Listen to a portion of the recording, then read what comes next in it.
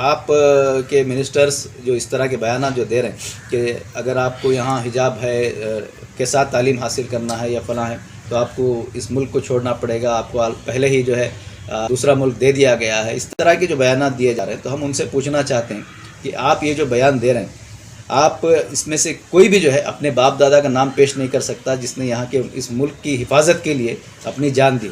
हम पेश कर सकते हैं, हमारे हज़ारों नाम हम पेश कर सकते हैं जिन्होंने इस मुल्क के लिए, आज़ादी के लिए हमारा खून दिया है, आज़ादी की लड़ाई में हिस्सा लिया है। तो हम उनसे ये कह रहे हैं कि जिनका कोई कंट्रीब्यूशन ही नहीं है इस मुल्क की आज़ादी के लिए, इस मुल्क की हिफाजत करने में, ऐसे लोगों से इस तरह के बयान जो आ रहे हैं उसकी हम सख्त मजम्मत करते हैं। हमने हुकूमत से इससे पहले भी मुतालबा किया है और अभी भी बहुत स्ट्रांगली हम ये मुतालबा कर रहे हैं कि इस तरह के जो बयान देने वाले आपके अपने खुद जो मिनिस्टर्स MLAs हैं उन पर फ़ौरन कड़ी कार्रवाई की जाए, उनको सख्त क़वानीन लगा करके उनके, ख़ासकर हम अभी जो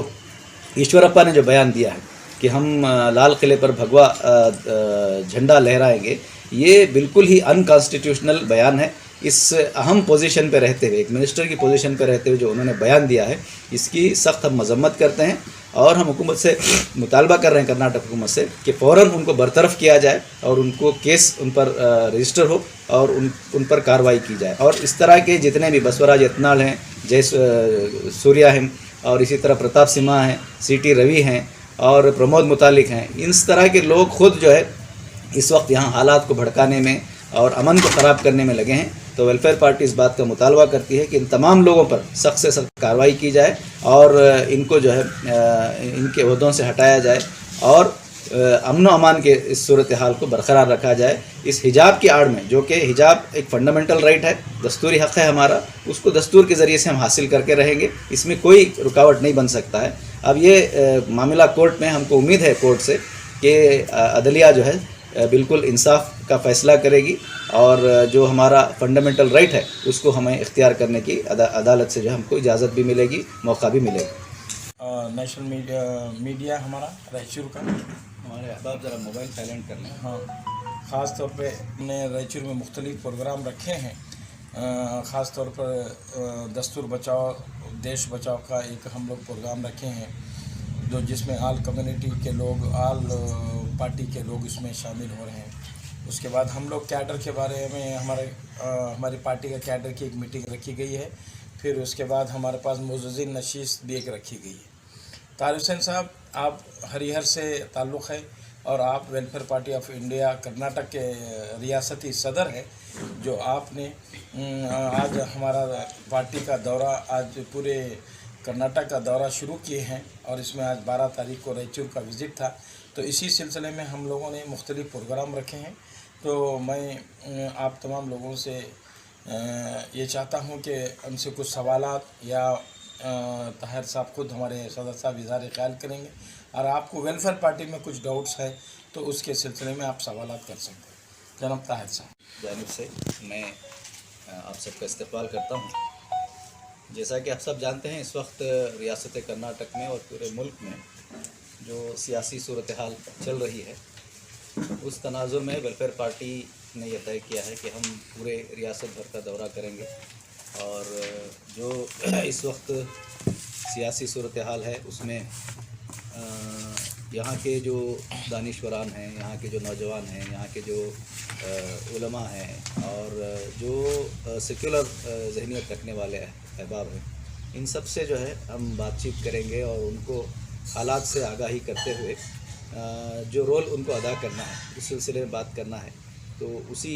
ज़िमन में आज का हमारा ये दौरा है। आज भी हम यहाँ रायचूर शहर में मुख्तलिफ़ प्रोग्राम्स कर रहे हैं, जिसमें जनरल प्रोग्राम के अलावा एक तो दस्तूर बचाओ और हिंदुस्तान बचाओ यानी संविधान बचाओ के नाम से हम जो एक प्रोग्राम जो कर रहे हैं, इसका असल मकसद ये है कि आज हिंदुस्तान में ये जो भी इस तरह की चीज़ें चल रही हैं, चाहे वो आज जो बर्निंग इशू है हिजाब का वो हो या काउंसलर बिल हो या कन्वर्शन बिल हो, ये सारी चीज़ें आप जितने भी देखेंगे जो NRC से शुरू हुआ था, तो ये सारी की सारी जो है फंडामेंटल राइट्स को कर्टेल करने, उसको ख़त्म करने, उसको छीनने की एक साजिश इस मुल्क के अंदर चल रही है। और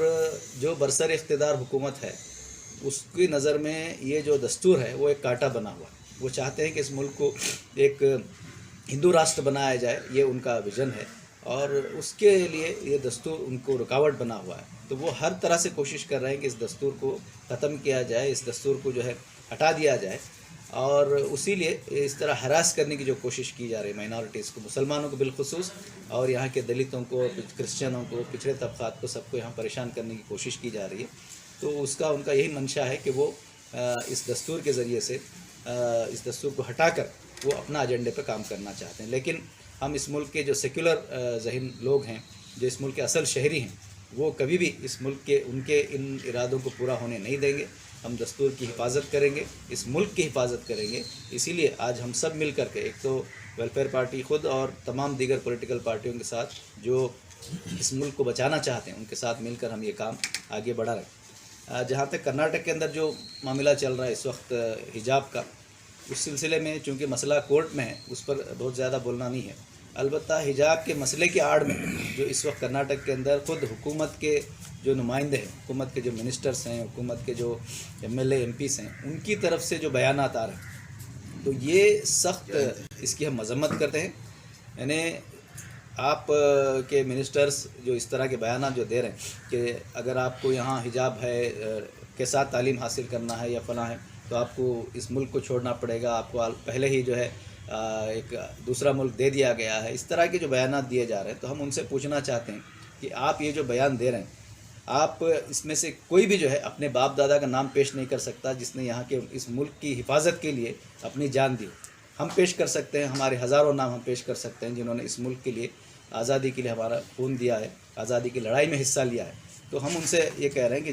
जिनका कोई कंट्रीब्यूशन ही नहीं है इस मुल्क की आज़ादी के लिए, इस मुल्क की हिफाजत करने में, ऐसे लोगों से इस तरह के बयानात जो आ रहे हैं, इसकी हम सख्त मजम्मत करते हैं। हमने हुकूमत से इससे पहले भी